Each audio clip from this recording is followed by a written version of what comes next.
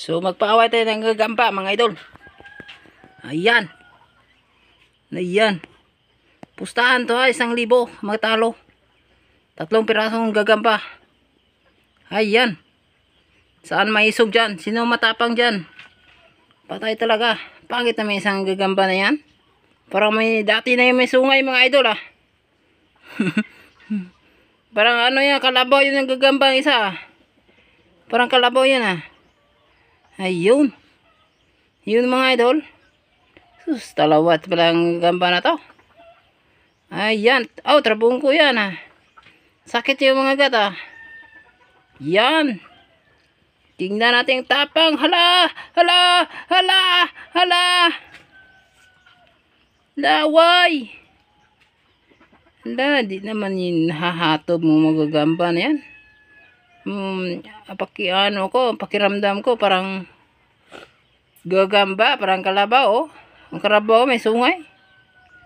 Yan, laglag ang kalabaw. Laglag ang kalabaw ng may sungay.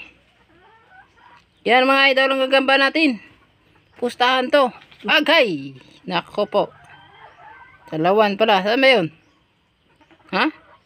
Sus ko. Natutulog naman ang gagamba na yan. Yan. Yan. Yan, away. Away, ang tapang mo. Parang kalabaw ka. Mayroon kang sungay sa taas. Bak. Bak idol. Hala. Hala. Ano ba yung gagamba na yan?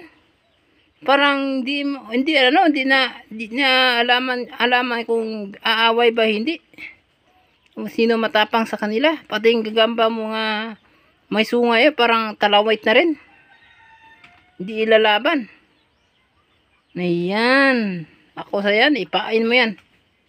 Pain mo yan. Pain mo sa puwit. Pain mo sa puwit. Hindi naman matapang lahat yan eh. Yan. Yan. Ano magbagagamba na yan. Hala. Isog ang itim ba nga idol? Isog mga itim. Hala, bakbak. Bakbak. Oh, gapang kamay mo. Baka. Isog pala itim na yan ah. Lalaban pala eh. Dapat iputos na ibalot niya isa. Yan. Yan mga idol oh. Pangit na mga gamba na yan. May sungay. Di pala laban. Hala. Away. Dagay. Nako po naman mga idol. So matagal talaga ang pagpirahan natin ito. Pag ganitong klase, matagal tayo magkapira. Yan, dapat ilang laglag lang, pira na agad. Huwag kayong tagal-tagal, rambula na ang gagamba. Ayan.